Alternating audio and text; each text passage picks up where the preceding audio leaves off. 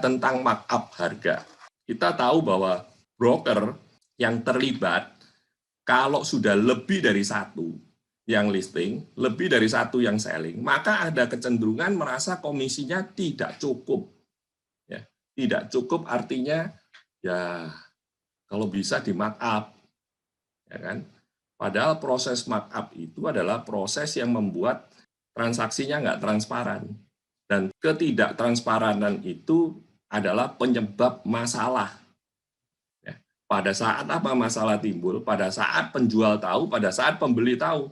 Oke. Dan transaksinya bisa batal. Oke. Tapi bisa juga markup itu timbul ya, atas permintaan dari pihak penjual maupun pihak pembeli. Kita tahu bahwa ya adalah pihak-pihak tertentu yang selalu membuat kita ini serba salah. Kalau transaksi sama pihak tertentu tersebut selalu ada titipan gitu kan. Iya.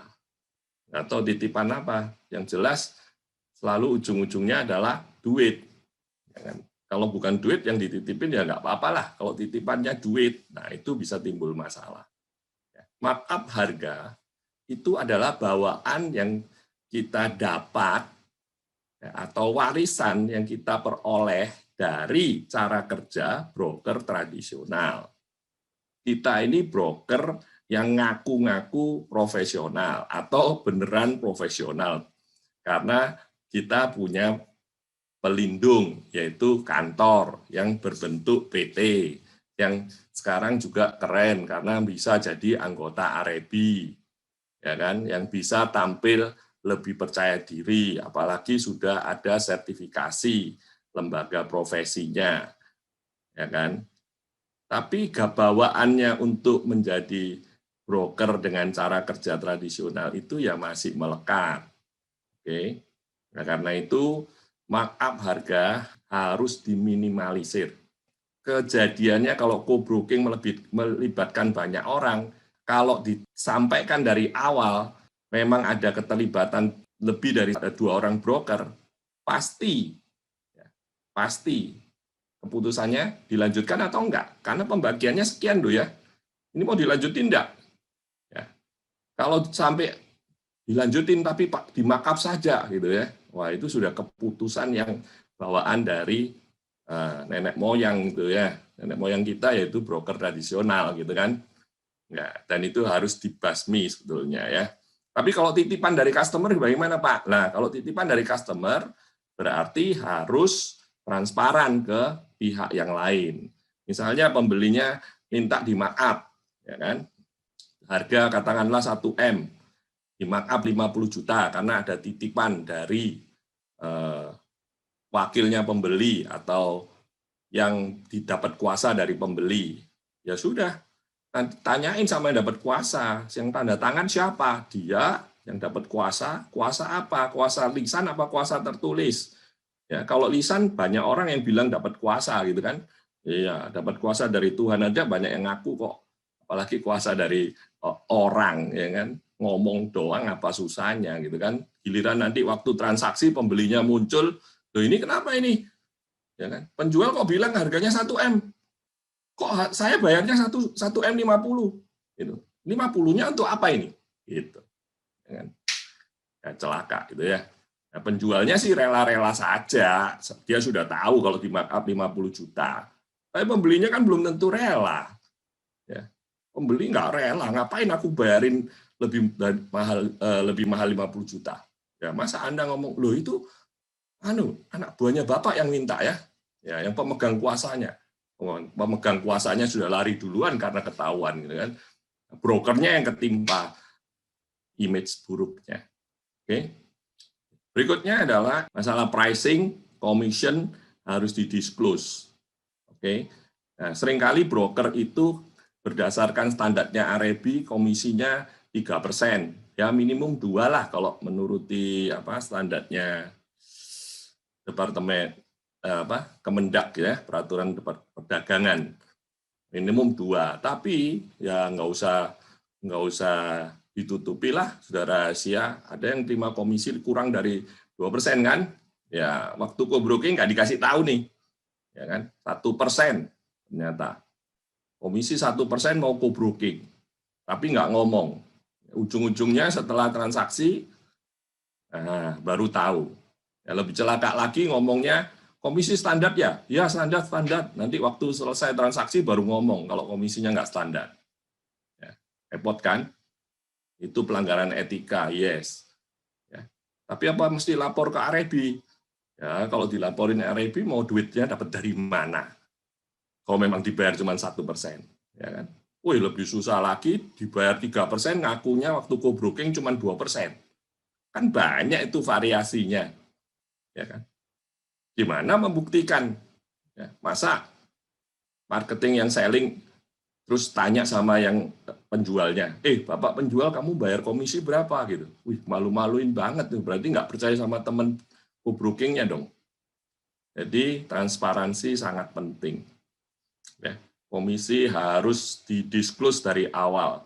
Jangan ngomong komisi setelah transaksi terjadi. Ya, itu kebiasaannya broker tradisional. Saya nggak suka pakai istilah broker independen. Saya lebih suka broker tradisional. Apalagi kalau cara kerjanya memang tradisional. Cara kerja tradisional itu cara kerja tanpa aturan, tanpa perjanjian. Ya, kita broker yang sudah ngaku profesional, ya kan, berusaha tampil nggak pakai sandal, ya kan, sehingga kelihatan profesional. Masa cuman profesional diukur pakai sepatu aja, ya kan? Ya, masa profesional cuman diukur penampilan saja? Profesional itu kan muncul dari cara kerja dan prinsip kerja. Negosiasi yang transparan, yes, negosiasi harus transparan, tapi kan banyak broker yang melanggar etika, nggak transparan lagi kalau negosiasi. Bayarku nawar 1M, bayarnya temen co-broking nawar 1M 25. Ya saya suruh bayarku naik aja lah. Cuman beda 25, aku bisa listing selling gitu kan. Nah, kebetulan bayar saya sama bayarnya si broker yang mau co-broking itu kenal gitu kan. Iya, tahulah kalau ternyata bayar saya tawarnya cuma 1M. Ya. Bayarnya teman broker lain 1M 25 nggak dikasih. Teman saya 1M, bayar saya 1M disuruh naik 25 lagi. Tahulah dia jadi. Hati-hati loh, buyer tuh kadang-kadang transaksi lewat 2 agent. Gara-gara agentnya nggak bisa dipercaya.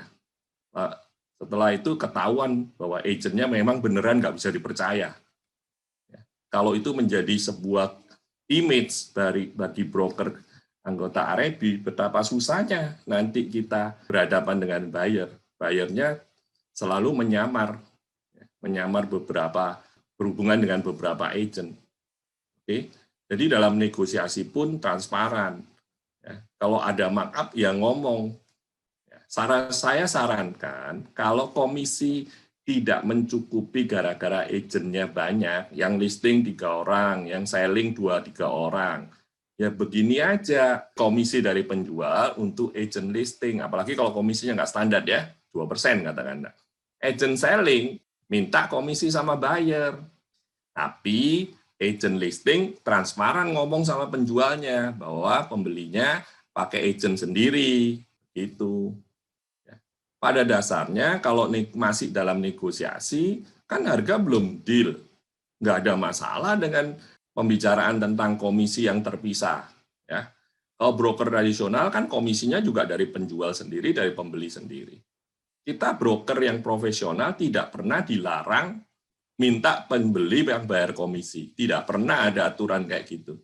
Yang ada adalah kalau sudah dapat komisi dari penjual dengan komisi standar, tidak boleh minta komisi dari pembeli. Itu prinsipnya. Jadi negosiasilah yang transparan. Harga transaksi yang transparan untuk notaris, PPAT, dan bank. Nah ini yang sampai hari ini masih menjadi suatu hal yang sulit terjadi. Ya, kita kalau di notaris nggak pernah ngomong harga transaksi sesungguhnya kan. Ya, bahkan notaris-notaris kita begitu lapang dada, mengerti, memahami betul penjual, pembeli, dan brokernya. Nggak pernah notaris tanya, ini harga transaksinya berapa? Yang dia tanya, transaksi mau dicatat berapa, begitu kan? Mau transaksi 10M dia nggak mau tahu itu. Nanti dia tanya juga dibohongin juga, percuma.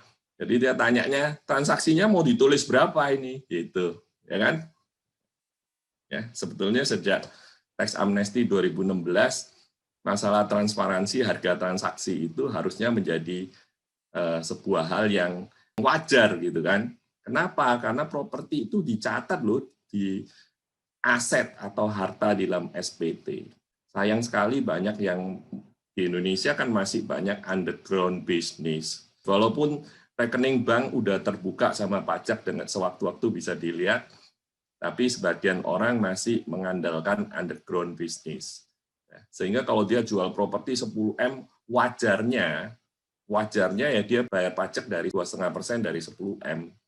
Ya, tapi masih banyak yang berpikir kalau bisa 2,5% dari 5M kan nilai pajaknya kan lumayan gede gitu kan. Tapi dia lupa kalau dia ngomong transaksi 5M, padahal dia duitnya terima 10M, berarti uangnya dia yang 5M haram itu secara pajak. Kalau haram berarti dia nggak bisa melakukan investasi yang dicatat dengan sebenarnya. Misalnya investasinya properti, ya kan? Kalau dia terima 10M, ngaku pajaknya bayar dari 5M. Kalau dia investasi lagi di properti, beli properti 10M, duitnya dari mana tuh yang 5M? Ya pasti sama pajak ditanya itu. Ya, tapi berapa banyak orang Indonesia yang ngerti? Ya, dan berapa banyak yang ngerti tapi mau taat, gitu kan? Ya. Kenapa nggak taat? Karena punya underground business. Indonesia masih punya underground ekonomi, ya. Artinya penghasilan yang nggak diketahui pajak. Biasanya penghasilan yang seperti itu karena sekarang bank transparan sama pajak, penghasilan seperti itu biasanya cash basis, jadi terimanya tunai-tunai, ya kan? Hati-hati loh ya, sekarang terima tunai. Kenapa? Karena ada corona di dalam uang kertas kita ya. Jadi kalau bohongin menggelapkan pajak, hati-hati kena corona, ya kan? Itu kan termasuk hukum tabur dan tuai, betul nggak ya? Ya, betul bagi yang percaya, nggak betul juga bagi yang nggak percaya. Tapi kalau sudah kejadian baru ya benar juga gitu kan.